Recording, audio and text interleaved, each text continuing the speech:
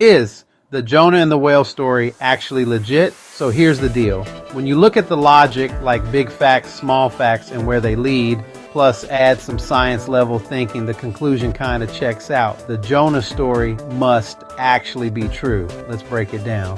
Fact number one, the Bible says God made everything ex nihilo, which means he made it from nothing. Haha. Y'all didn't think my vocabulary included words like that, did you? Okay, like in the very beginning, literally Genesis level beginning of God created the universe in 6 days. Boom.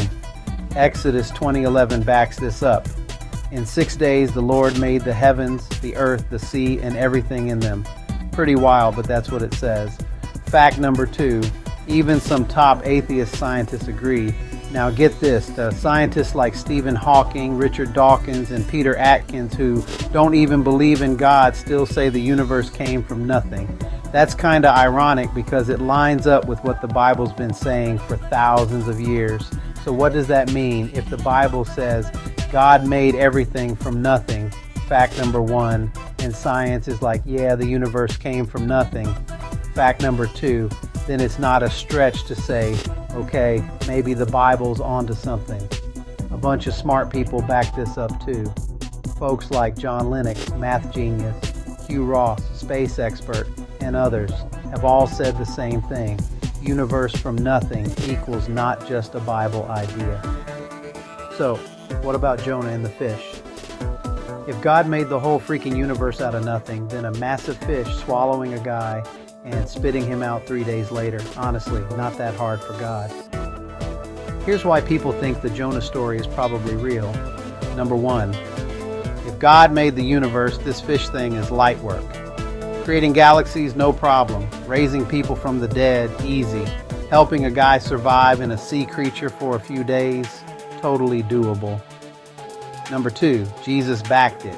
In Matthew 12:40, Jesus literally says, just like Jonah was in the belly of the fish for 3 days, the Son of Man, Jesus, will be in the heart of the earth for 3 days. So if Jesus, aka the Creator, says Jonah's story was real, who are we to say it wasn't? Number three, it lines up with real world stuff. Jonah's story mentions places like Nineveh and Joppa, real places, not Narnia. Archaeology confirms Nineveh existed, and the size matches what Jonah describes. Even the stuff about how violent the people were checks out historically. Number four, ancient sources believed it. Old Jewish texts like the Babylonian Talmud and writers like Josephus and Eusebius all talked about Jonah like he was 100% real. Back then, no one thought it was just a parable or fairy tale. Number five, if you say Jonah's fake, what else in the Bible is up for debate? If Jonah's story is just a symbol or something, then was the Exodus fake too? Did Jesus really rise from the dead, or is that just a metaphor? If one story is a lie, it kind of makes you question everything else.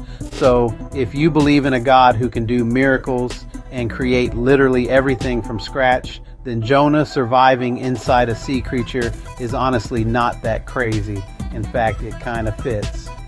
So yeah, if God can make stars, breathe life into humans, and raise the dead, using a fish as an underwater Uber to get Jonah to Nineveh, easy move.